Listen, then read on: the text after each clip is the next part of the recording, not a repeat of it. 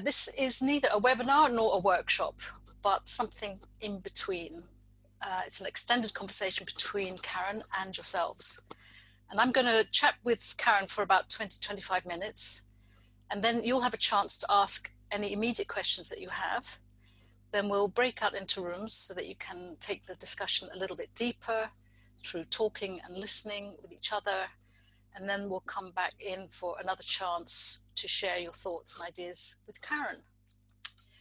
So I hope that's clear. A couple of words on the elephant. Over the past 3 years, the alternative has been asking the question, if politics is broken, what's the alternative? And one thing that's become clear to us is that the current politics is part of or in service to a socio-economic system that is busy destroying our planet. And I think that's something that we're thinking about more and more during this COVID crisis. Our feeling is that we won't be able to deliver a new politics until we have a good sense of the new socio-economic system that politics would be in service to. So the elephant is the project that tries to name that new system. The thing we know is there, but we don't quite yet know how to talk about. Last December, we gathered 30 people together who we felt have been busy creating that new system, maybe over the past 2 or 3 decades, but have not yet come together. So like the blind men and the elephant, each one can see a part of that system, but none of them can quite see the whole thing yet. So each episode of this series invites another one of these partially blind men or women to come and show us their perspective on the elephant, in the hope that over the whole series, we'll begin to visualize it in our minds. So now I'd like to welcome Karen Downs. Hi, Karen. So hey, good to have you here with us. Thank you. And you've got so many entry points to the bigger question posed by the Elephant series. You've been building your own multi-million-pound business.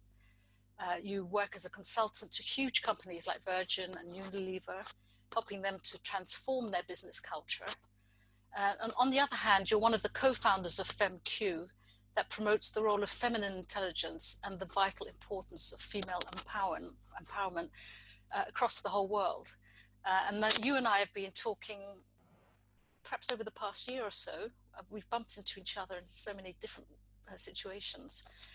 And I feel that you can bring together quite a few strands of the system that we're describing. But I wonder if you could start by just telling us and sharing with us, how do you see this moment that we're in, and what is it that you're focusing on and what we could be thinking about? Well, I think like everyone, the first thing is the disruption that I'm certainly feeling. There's disruption in my system, the disruption in my community and in the wider world. So I think it's an opportunity, as any disruption and in fact crisis can produce, it's an opportunity for transformation. Because if we look at a healthcare system or our bodies, when it goes into crisis over a health issue, we tend to that crisis either through medicating, but primarily the medication or anything we apply has to be healing. So I think it is a time of healing. It's a time certainly that the planet is healing. We've had many examples of that. But I think fundamentally we're healing ourselves. People are speaking of the shame that they've felt over the annihilation of communities and societies around the world. In the global south, we're seeing global leaders in corporations speak about how they need to be more compassionate, more caring. We're looking at the mental health issues that are now rising. So for me, it is a time definitely of healing. And as I've been saying to many people as they're talking about bouncing back or rebuilding their businesses, one of the phrases I found myself saying is, you can't build on broken. So if people are broken and they need restoring and they need rebuilding and they need and we need more harmony and peace, that's what we can build on. And I think this is the time that's reminding us of that.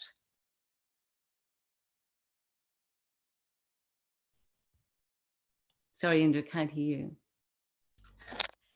Is that what you would describe as the feminine intelligence, what you're just bringing now? Or perhaps you could just explore for everyone a little bit more around what feminine intelligence is and what FemQ has been doing to promote that. Absolutely.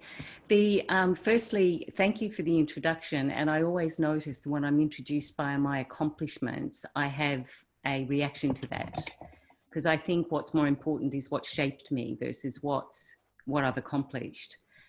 And the things that I would say that shape me is it sounds like it's obvious that I would be, as a woman, talking about the feminine, but I don't want to make that obvious, because my direct as lived experience has brought me to the place of seeing how critical the feminine is.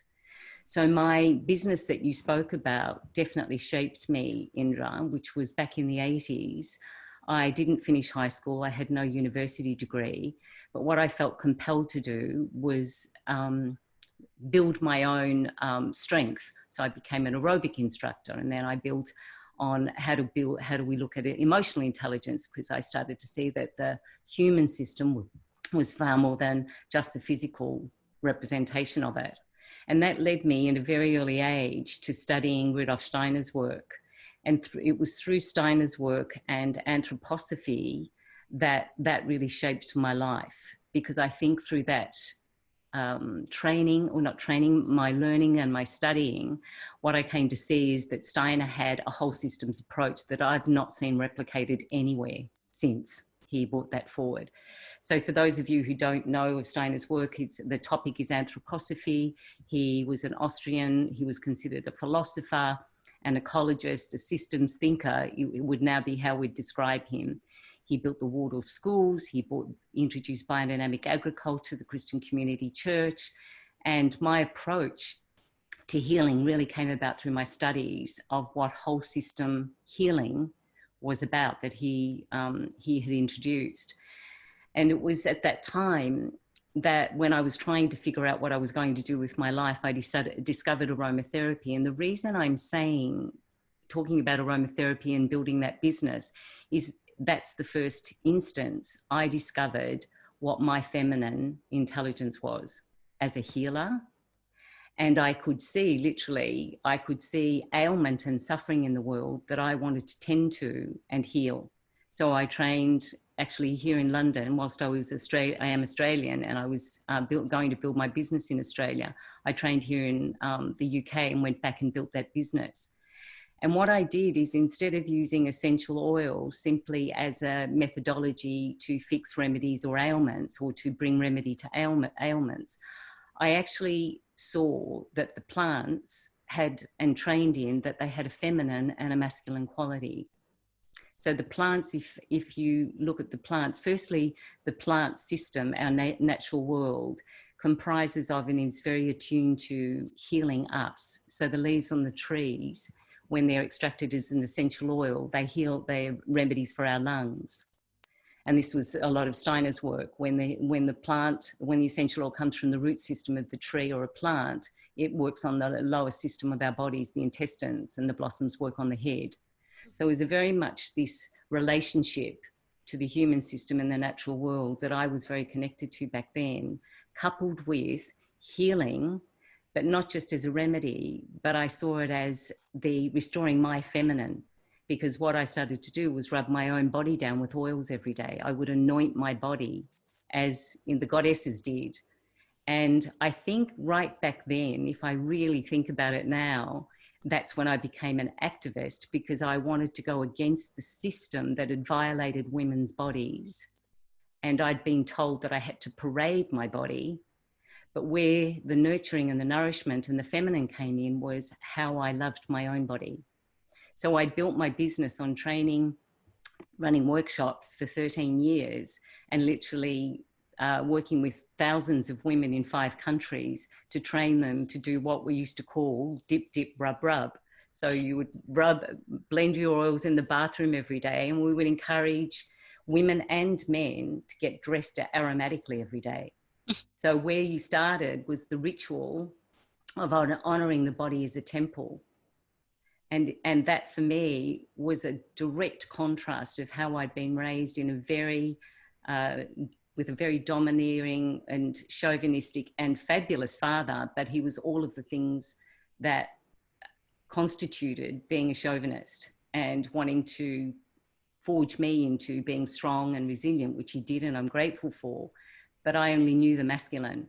But when I discovered aromatherapy and rubbing my body down with oils every day, I was thinking, wow, this is nurturing, this is nourishing, this is loving my body, and my body being my house of my soul. So that for me was not only an intellectual concept or understanding of what the feminine is, I could feel it in my system. And I think that's when I started to get passionate about the feminine and honouring women as healers of the home.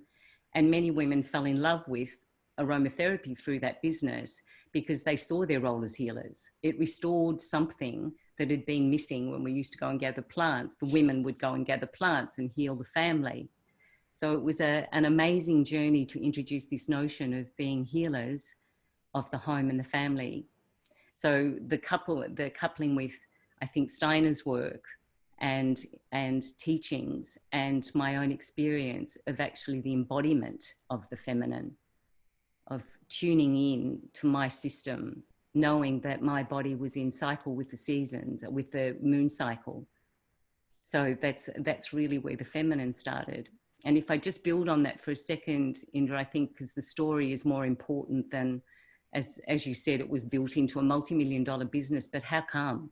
Not because I was a smart businesswoman, because we built it based on community.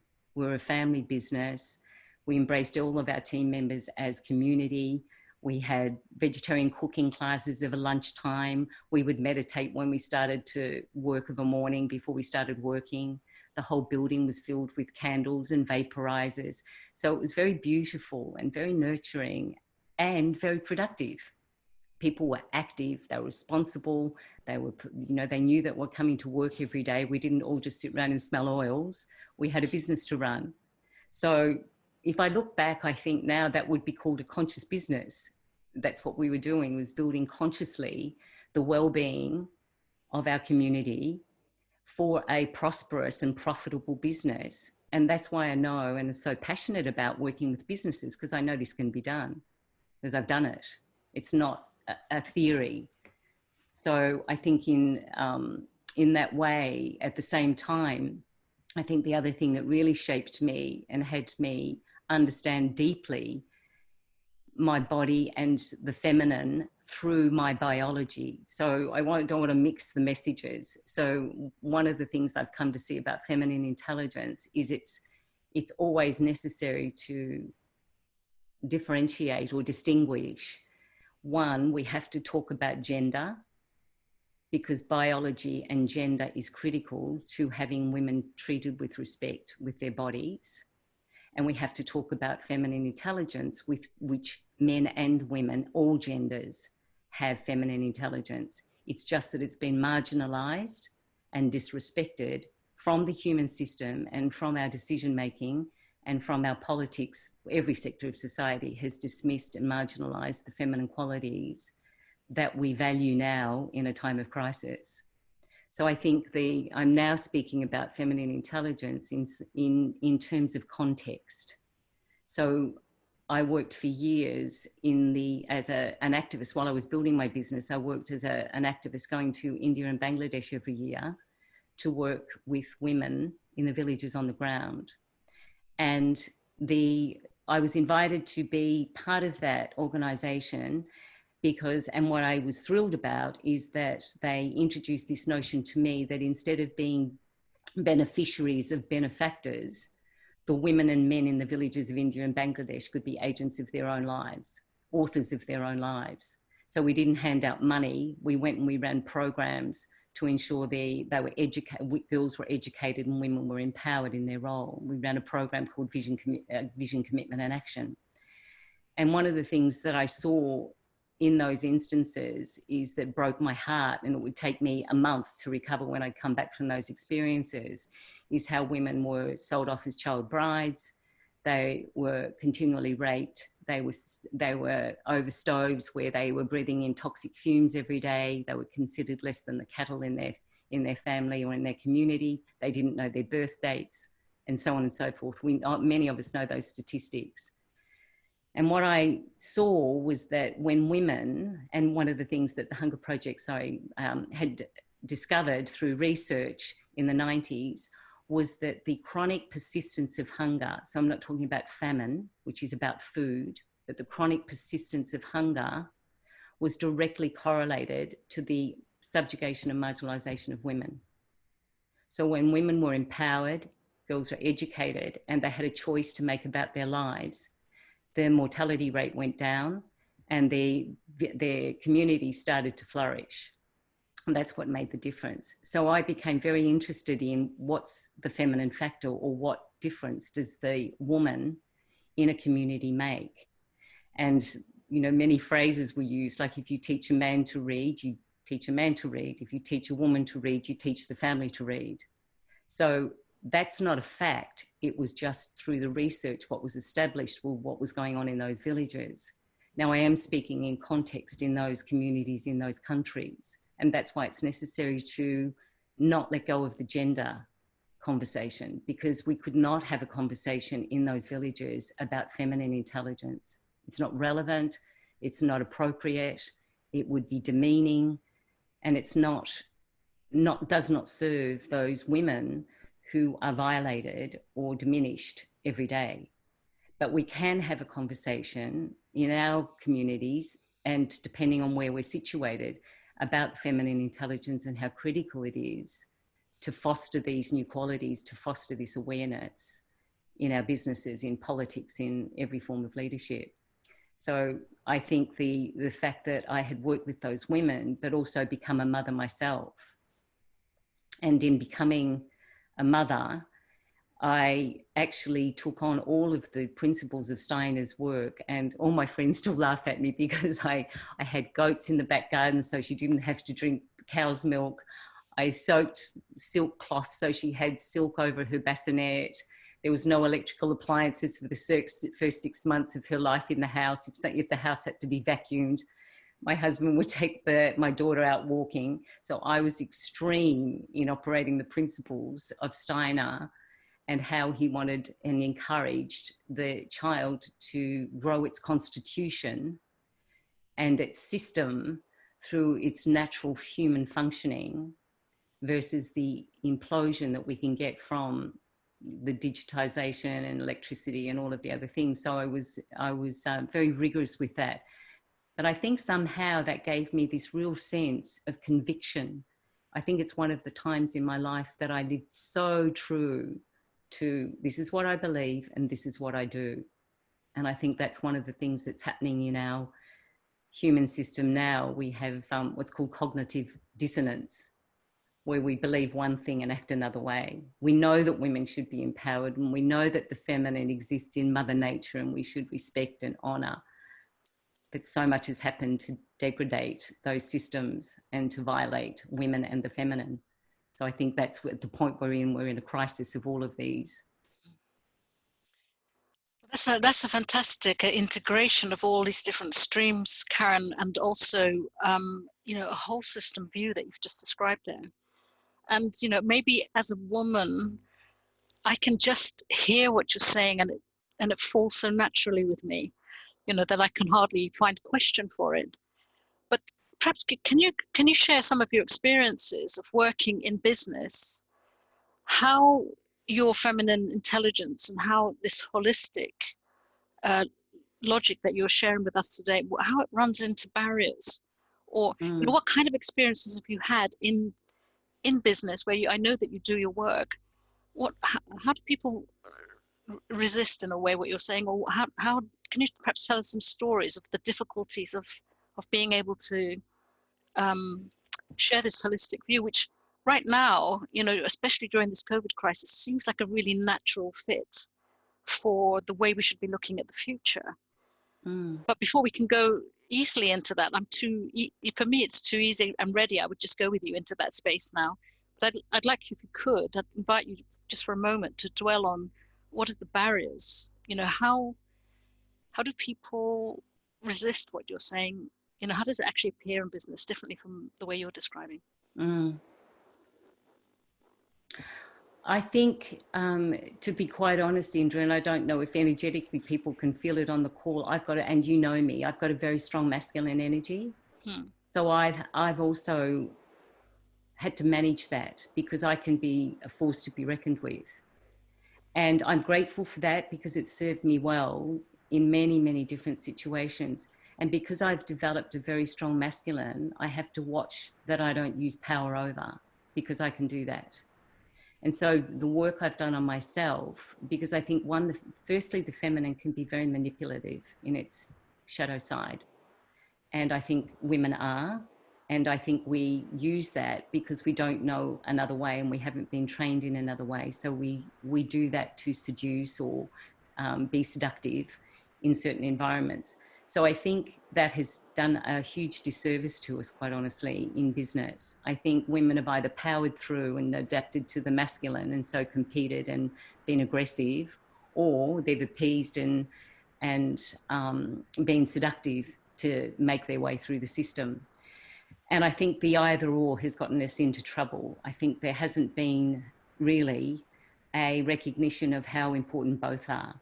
So I can rise very quickly to meet the masculine energy when it comes at me, but I have to watch that then I don't use it to go power against power.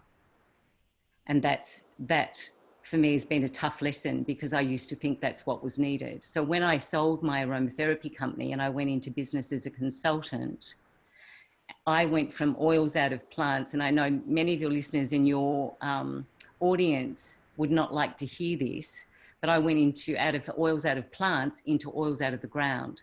So I worked with BHP Billiton, with BP, with Talisman Oil and Gas. I worked with some very big industry hard hitters, with the intent that because I had this power, this strength in me, that I was a business owner and I built this business, and I had a lot of, been a competitive cyclist, I've got a lot of things inside me that have built that incredible resilience. With the intent, I went in thinking that I could shift mindset, perspective, and in turn the system. Good luck with that. That didn't go so well. So I quickly learned to find my way in that world and start to adopt language that they could hear, that I would say is feminine, but interpreted in a business context. So that's what I love. I've loved that challenge. I do work in business because every single one of us on this call and every single person that listens to this is part of that supply chain. We all are buying product or services from a business or corporate if we live in this current system. So I think for me, I'm wanting to change the system, and I figure I could do it from the inside versus attack them from the outside, go in like the Trojan horse and see what I could do to shift the inside, from the inside of the company, shift mindsets and open hearts. And I do talk about heart in business. So I think the pushback and the resistance has come about because of the qualities that are seen as weakness, of being vulnerable, the qualities of deep listening, the qualities of evaluating key performance indicators versus building personal welfare and prosperity for all stakeholders. This is part of the old system that I'm sure every single one of us want to get out of, want to change, want to transform. And the pushback is still from the profiteers and the shareholders that are not caring about the individuals in the organisations. And you and I have had many conversations about this, is that whether it's a woman on the ground in India or Bangladesh as an agent for change and an author of their own life, or a woman or a man in an organisation saying, I've had enough, I'm not going to take this anymore. We have to find our agency now. But the reason we're finding it is always important. And men are now saying, because I've appreciated this time with my family. So I think it's been a hard push. And some of the experiences I've had, which was one with a commercial airline in 2018, which was an extraordinary opportunity. I'd created my now company called the Flourish Initiative. And just to say something about that, I created the word flourish because I saw it was the only way that I could get people looking outside at nature. And where do we have the best examples of flourishing is Mother Nature. So if I could, instead of team building in companies, which most people talk about, instead of team building and instead of performance, how could we talk about honouring the seasons of the soul? So what was amazing is when I designed this 2-day program and 1,600 leaders of the company went through this program. It was a marathon for my team and I. We ran 49 2-day programs. And what was extraordinary is that at the start of every program, I would say to everybody in the room, who's ever experienced a winter of the soul? Now that's pretty out there for any commercial business. Even if they didn't think about their soul, when I said, who's ever had or experienced a winter of the soul when you didn't want to get out from underneath the duvet, every hand would go up. And I had them at that. So if we have seasons of the soul and they're related to a winter being a time of hibernation, sowing seeds, regeneration, not trying to be productive, but we've got, if that's our human system and our human experience, what are we going to do when a company only wants summers? A perpetual summer of growth, growth, growth, growth. And our human system's doing this, and the company's wanting us to perform like a sprinter, but the whole time. So I never use an athletic model in companies. I'm always using the flourishing model and talking about how do we flourish in the seasons? How do we come through the winters? And flourishing, of course, is feminine, because Mother Nature, Mother knows cycles, seasons, diversity. We just have to look out. And I do think that once we start honouring and loving women, the feminine, and Mother Nature, we truly will turn the climate change crisis around. Wonderful, thank you very much. I could talk for another 20, 30 minutes with you now, but in fact, I'm going to open the floor to all of our participants to ask any questions. Maria, I didn't know if you can see who might put their hands up. If you want to ask Karen a question now, please put your hand up or use the if you go to the participants box at the bottom of your screen, you can put your hand up electronically. But so if anybody would like to ask a question. I think Marguerite I saw Marguerite's hand first, I think. Yeah, Marguerite and then Lawrence afterwards.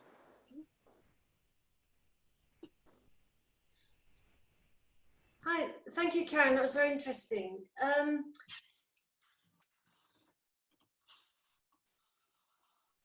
I guess science and research shows that, and you said it yourself, the attributes that you talk about and describe as either masculine or feminine, actually both men and women possess, and that we're all a mixture of all these characteristics to a greater or lesser extent. And therefore I wondered about the very gendered language, because I wondered whether that makes it feel developing the other side of oneself, or attributes that are seen as either masculine for women or feminine for men. The language is exclusive, and that whether a non-gendered language about nurturance, rather than it being female, it's a human characteristic sort of thing. Would that be more acceptable to people? I mean, if you can, I just give an example that there's quite a lot of research that shows in interviews, for example, men who show that they aren't very good at female things, the feminine, are marked more highly because they're seen as real men then. And so I just wondered whether the gendered language about attributes is unhelpful. Thanks, Marguerite. And when I started or co-founded FemQ with my colleagues in 2016, we launched our first conference in Berlin.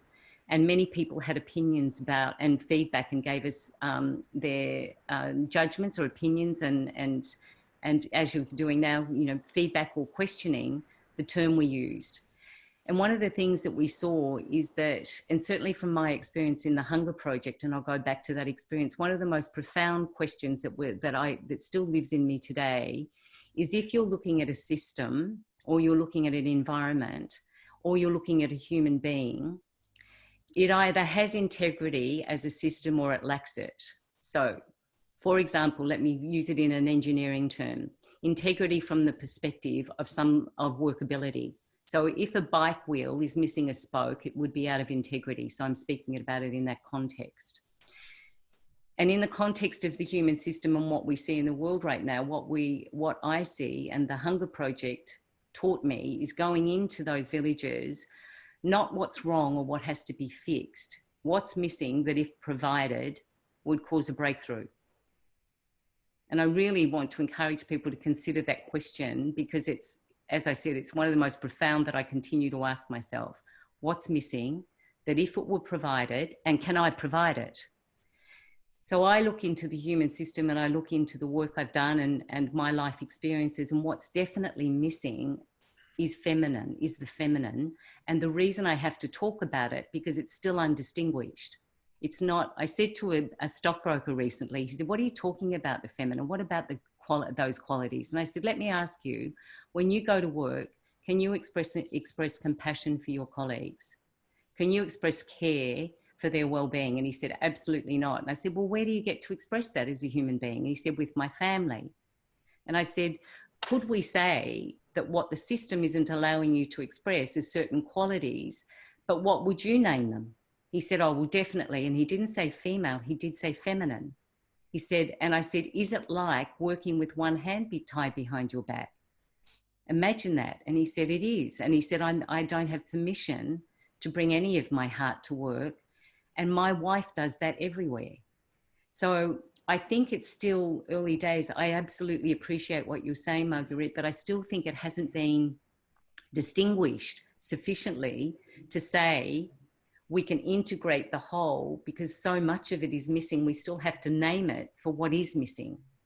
And it doesn't, as you said, it's not a biology, but in India, we're still talking about gender. And in other areas, we have to talk about the feminine qualities of care and nourishment and nurturing. And I just feel my own experience is it's too soon to stop having the conversation about the feminine. It needs to be still spoken about, to acknowledge, even in Mother Earth, it still needs to be spoken about, to acknowledge what's missing. That if it were provided, we'd have whole systems again. We'd have flourishing systems again. So I hope that responds to your question. Thank you. Lawrence, I think you were going to. Hello there. Hi. I can relate to what Marguerite was saying, actually, from a slightly different angle, I guess. I do feel that some of the language is alienating at times. It's not alienating to me, because of the journey that I've been on to be where I am, but I find it is for a lot of men. If you look at a lot of men, if you look at the suicide rate, for example, in this country, I'm in my mid-40s. I remember going to school and listening to about resources that we need to exploit, we need to dominate, looking at history of imperialism, colonialism, and extraction. And if you have a boundary and you extract from the other that is other than you, if you dominate, if you look through domination through force, then generally speaking, biologically, men are stronger than women. They will physically dominate. There's the system that we've got is built on this separation and this belief that we're separate. We're separate from Mother Nature. We're separate from each other.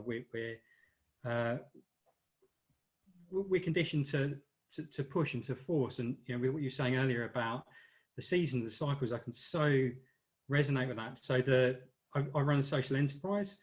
It works within a gift economy. I intentionally set this up from the start because at one point in my life, Second Iraq War didn't feel resonant with me, didn't want to be part of it, had trust issues. The only way I could find a way around that at the time was just by not using money. So I lived for a period of about 10 months in London without money, didn't have a home either, went on this really, really interesting journey of self-discovery, ended up in a £1 million flat in Chiswick for about a month at one point, from someone that had gifted me the keys, who I'd met for 2 hours prior to that. And it was this proof to me that kind of living in alignment, living in service, gifting, being open to receive was what nature does. You know, everything works symbiotically through taking this and other principles that I've learned through working on volunteering for charities and background in engineering or music or things that I've done. I've built this social enterprise at the moment. The 4-year journey that I'm on has been, you know, about working 80 to 100 hours a week, again through gift, near burnout to the point of building these systems that are all about open source, decentralization, gift economics, zero waste, looking at what Mother Nature does, taking my, you know, inspiration and my learning of people like Steiner or Tesla, or, you know,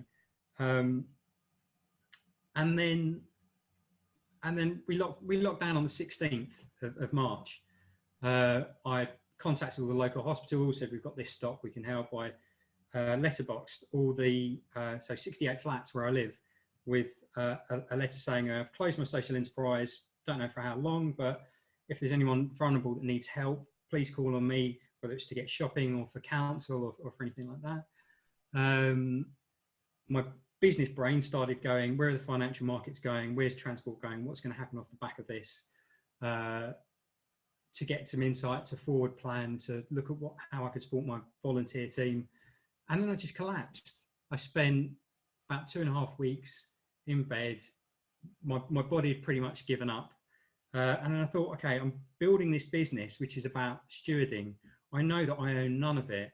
I'm in service through what I'm doing. That's, you know, that's why it's zero copyright, fully open source, gift economy. It's looking at building tools and stewarding, but I'm not stewarding myself, and I haven't been stewarding myself. I've been taking that same old narrative of force and control and push and driving it.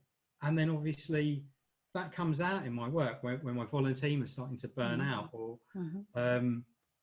and it's been really, really good, like, to be around. So I'm living in a luxury flat that was gifted to me. My rent's gifted to me through the work I do. I know that, you know, this gifting works. And the journey that I've kind of been on over the last few months, other than supporting neighbours, supporting my team, looking at what else I can do, is drastically re-evaluating my business, possibly closing it down, possibly the timing's wrong, possibly the location's wrong, but recognising that there's been this hero narrative that's been with me, of that's how you show up and that's how you drive, and it might be beautiful and it might be about stewardship, but that hero is going to collapse, you know. And it's kind of doing shadow work and looking at this energy of kingdom and how to kind of integrate all the other aspects. And I see, yeah, I mean, undoubtedly there's huge suffering in women, but in men there's this narrative that's not really questions. There's still this, you know, kind of notion of being the hero and kind of pushing. And Karen, can you respond to what Lawrence is pointing at? I can. Thanks, so Lawrence, Lawrence. yeah, I want to firstly underscore, thanks for your vulnerability and your sharing, Lawrence. And it's important that you are learning on the journey. One of the things that you've spoken about is self-sacrifice, and the hero, the male that's the hero, or the man that's the hero. If you look across what's happening in the world right now, the statistics are women are suffering more than they ever have. And that's in the cold face of care, whether it's in a care home or in NHS. Their domestic violence is on the rise. The village colleagues of Indra and mine, who we speak to in India, the women have been sent back to, or have gone back to their families in the villages, with the underscoring or the concern that they may never return to their education or to their jobs, etc., etc. So systemically, there is one thing that you're speaking about that I really honour, Lawrence, and that's the construct that we've all grown up in. And women are self-sacrificing all the time, and still around the world, men abuse or protect, either or, women's bodies. They use them in war, they use them in domestic violence, etc., etc. So I don't want to get into the comparison of statistics, but I think what you're pointing to is really important, is the construct that you've grown up into, which is be the hero and sacrifice, protect, take care of, and women would have their version. So in biology, or in the social construct or narrative we've grown up inside of, I think your examination of this, of what you're seeing, is critical. And then the journey you're on to figure out how we do that. Now, by the way, in not-for-profits and in social impact organisations, or with social entrepreneurs, it's the greatest area for burnout, because people become, and there's one of the parts of Steiners' work that I've worked with, are the virtues that Steiner spoke of. And there's 3 in particular that I really want to offer this group. The first is devotion. It's critical that we find meaning and purpose in our life, and we devote ourselves to something that's important and bigger than ourselves. We all know that. But what's just as important is that we find a balance between giving and receiving. And anyone who's in a giving community, or a charity, or an NGO, or a social enterprise, is always giving. So where I'm staying right now is, you know, the man who owns this amazing property is on calls till midnight every night, because he's wanting to contribute to the shift that's happening, and he's got a 6-month-old baby. So, you know, all of these stories are relevant, but what we have to watch for is that we don't collapse inside, one, the narrative that we've been given or offered and that we've adopted, and 2, that we have to see where the greatest degradation of half of our population on the planet is occurring, and it's still sadly with women. Lawrence, I wonder if we could open up to the rest of the room. Is that okay? And then we're going to break into breakout rooms in a minute, and then we can have more personal exchanges, which I think will be very important.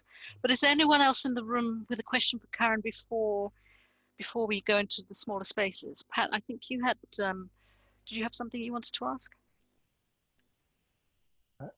Yes, thanks very much, Karen.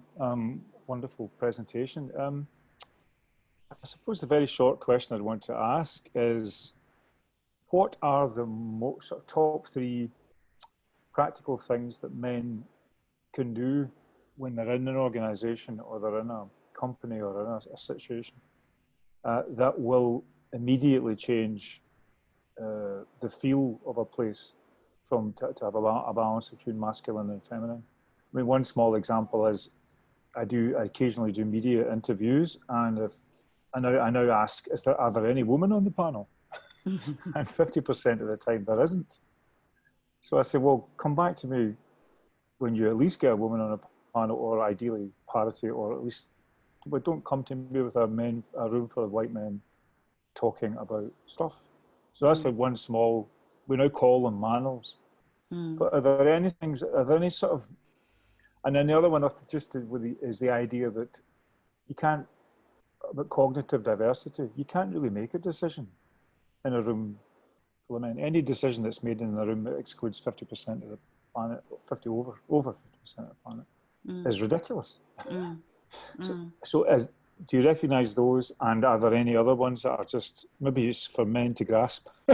I think it's a great question, Pat, and I love it because it speaks to one of the nuances and differences I think that does exist, is that when we perceive, because we've been so trained in numerics and metrics and physical manifestations in the world, what we see is if there's a woman sitting at the table, then we've got the feminine represented or the women represented, but often they don't even have a voice at the table, even if they're sitting there.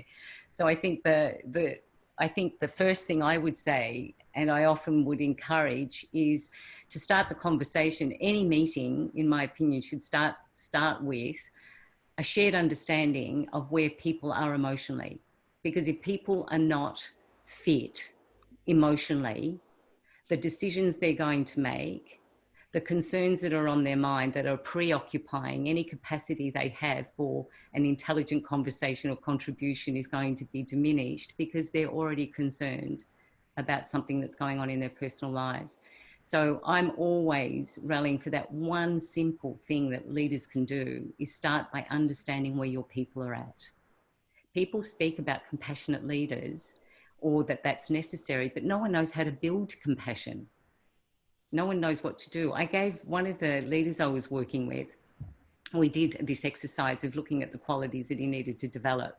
And this is in response to your question, Pat, and asked leaders, how do you go about developing compassion? If that's now seen as a key quality that leaders need to embody, what are you doing to develop that? What exercises do you do? What practice do you have? Because how can we embody something if we're not practicing it? So one of the things I said to this leader, and he was this very bold, audacious man, and so I knew I'd have to come up with something really different. And he said, yeah, everyone tells me I need to be a good listener and more patient. I said, okay. So he said, so what, because I talk about building rituals. I said, to practice things. I said, so can I offer you a ritual? And he said, sure. So he thinks that, he said, yeah, I should sit down and listen to my people. I said, is that working? He said, no. I said, okay, got it. So what I want you to do is I want you to go home. You've got a teenage son, just coming into teenage. And I said, does he like reading books? And he said, he loves reading. I said, so I want you to sit with your son. I want you to read to him to read to you 3 nights a week. You're to listen to the whole chapter, fully engaged in the story, and look at your son in wonderment about the miracle you've produced. He looked at me like I was insane. I said, you want to practice to build listening skills, patience, and compassion? There you go. You have to get emotion involved. And you love your son, right? And he went, okay, I'm going to try it. So we have to come up with really unusual sometimes, not the everyday run of the mill, go learn compassion. So I hope that responds to your question, Pat. Thank you. Thanks, Karen. I've never heard that sort of actual training, how to build the emotional capacity. That sounds amazing. I'll be coming back to you for a few more of those. We wanted to go out into the breakout rooms now, but John, why don't you if it's a quick question, please just fire away. Yeah. Well, I just, when Pat asked the question, I thought the way that I've found, and this is knowledge I've gained in the last 3 weeks, so it's relatively new, but it's actually asking for help in that group. If you want to be a leader and you want to empower people, is asking for help and actually asking.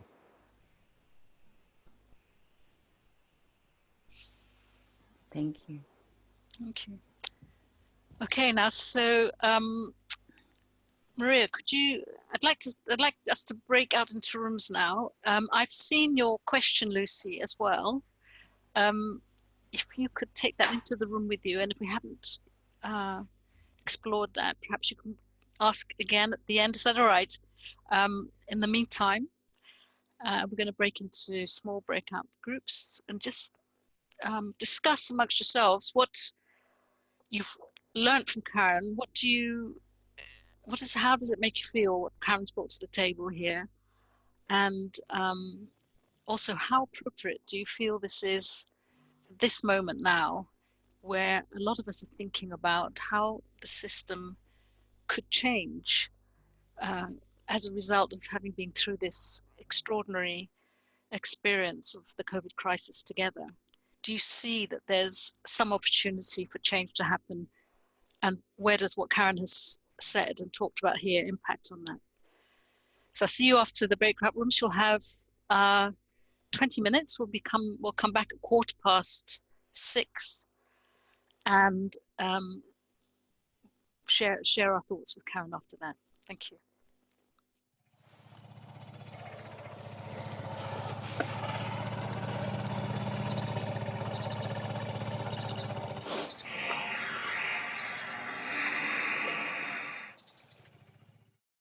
So I'd like to invite anybody who wants to share something that you either said or heard in your room, which you'd like to bring into this space now, or a question for Karen that you might have run into any sort of block in your own thinking through what you were talking about. The floor is open to you.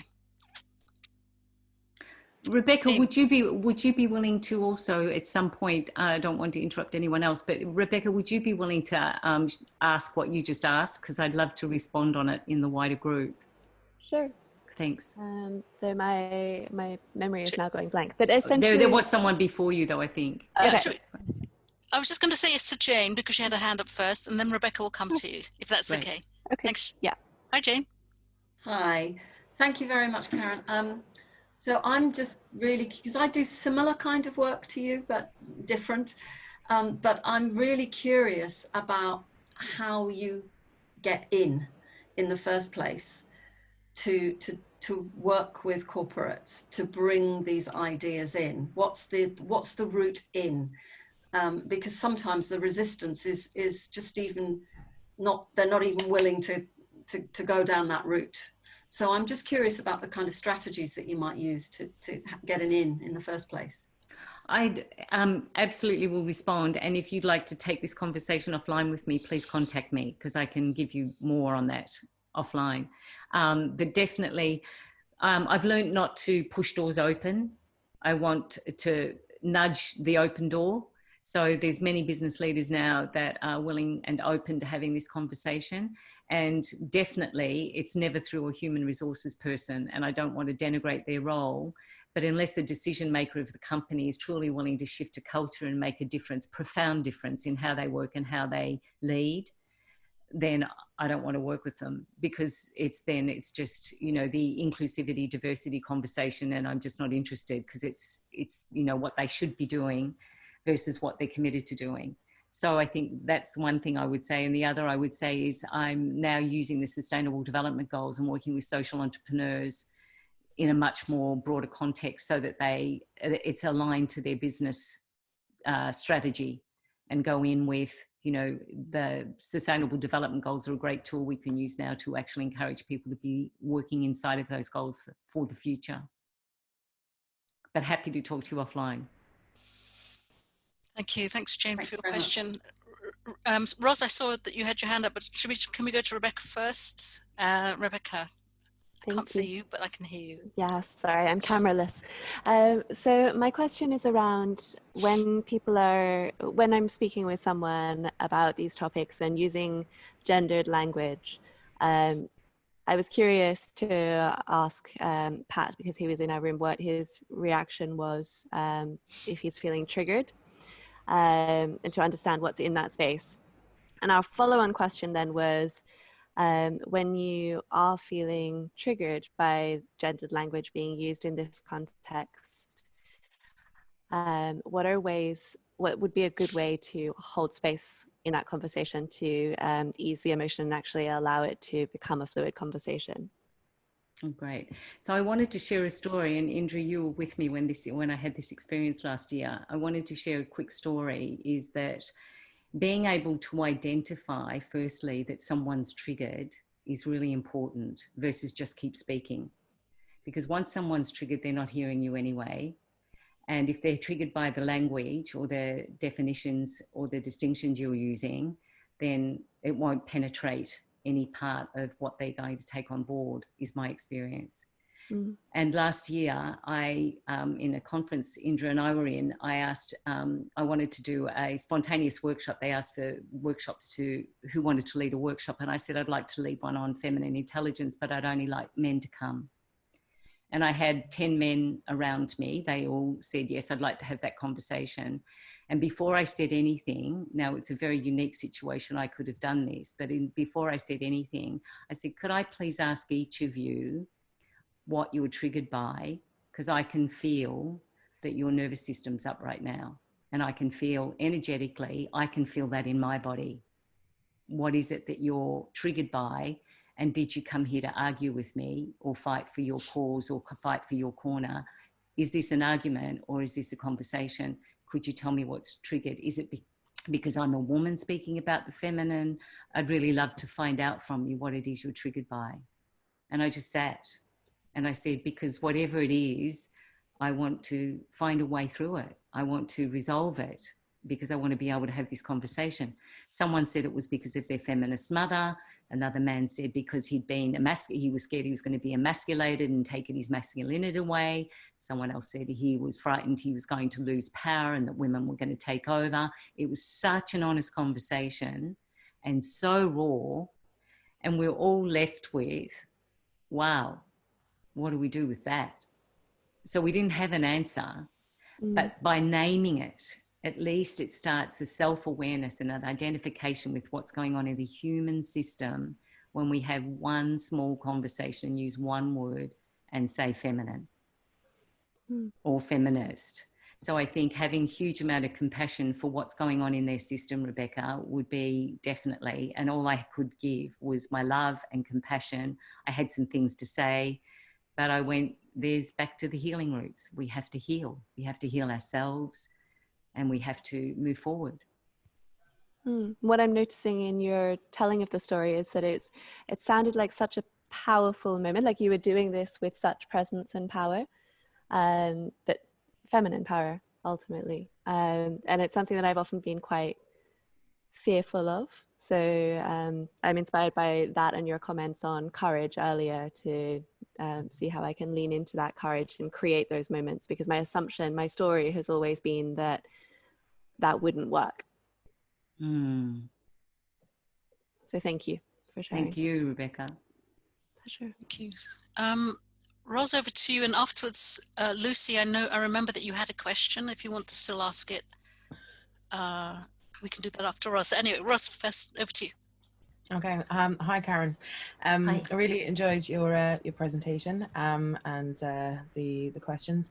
I grew up in Steiner education myself, so my family's fellow anthroposophists, and we had a fantastic discussion between Katherine and Ad and I, and we were talking about Ad's sort of background in he works in IT and in tech as well. And he was exploring the challenges of working within that industry around having kind of more women within that workplace, and how that then challenges the dynamics of how technology and ICT are kind of created. And then Katherine was talking about actually how her business has already quite a strong and a sort of evolving feminine culture in how they work together and how they collaborate. And I really liked what Katherine mentioned about there being an eventuality that this is going to have to occur in business and across multiple relationships and in how organizations kind of work. I'd just like to know what you feel about that. Is this the kind of a movement and eventuality that is occurring? I do. I can see seeds and small shoots of this occurring. And Indra and I do work together in this sphere of how do we build the bridges between the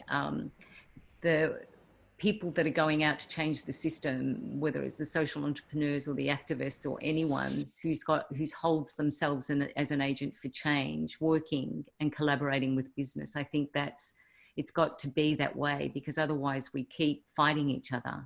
Mm-hmm. And I think that intersection has got to come through a feminine energy of collaboration, of deep care, deep respect for one another's perspective, and not identity ego and powering through. And that ego doesn't mean masculine. You know, women, a lot of women, all of us have got very strong egos, including myself. So I think looking at the ways that we're going to flourish. For me, I mean, that's why I created the term, and my company is called the Flourish Initiative. Flourishing does not happen in and of itself. It takes initiative. We have to build a culture, starting to use all the language of gardening and metaphors of nature.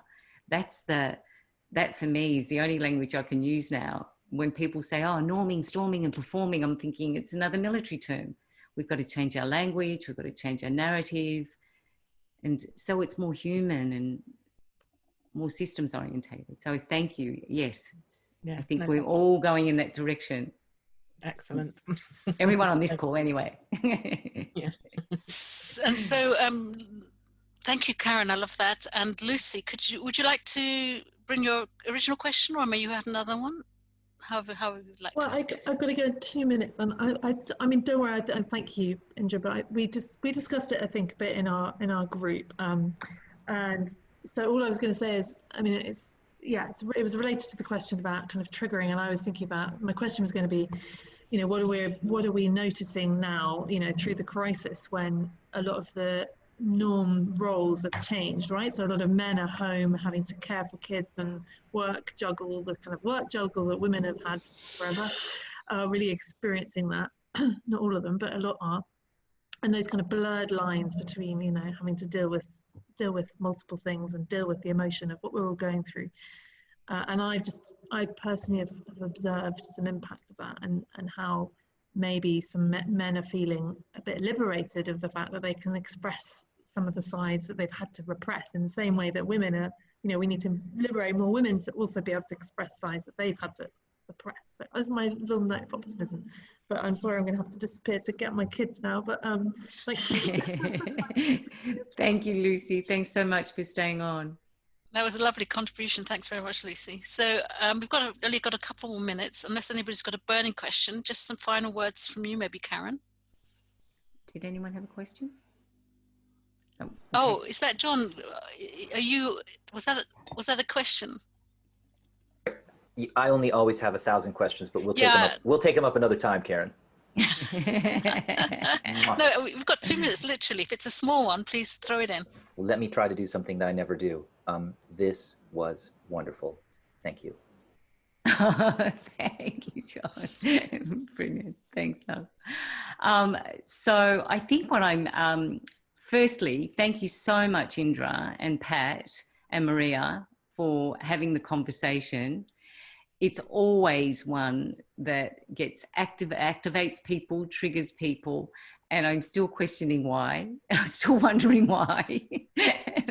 But hey, we're in it, and I love that you had this conversation, and I got to say some things that are really important to me. And I think I just want to leave everyone with the notion that in my body, in my soul, I so believe that if we are really going to turn everything around, we have to look at what's hosted us, who's nurtured us. All I'm seeing is sheep around me at the moment, and the little lambs that are suckled onto their mothers. They run when I walk into the field, they run to their mothers, and I'm just so present. I'm going to start doing sheep meditations. So I've told the gentleman who I'm staying with that that's what I think all of his guests should start practicing, is sheep meditation. So we understand mothering and we understand the feminine. So I don't want to be frivolous, but I look into nature, and we've got our messages.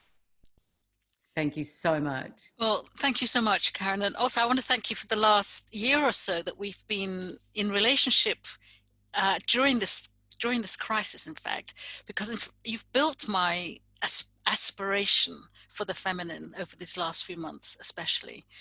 And somebody mentioned in our group this notion of aspirational feminism.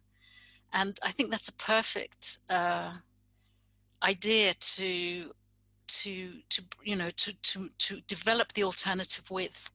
If we're looking for a new system, we need a more feminine system.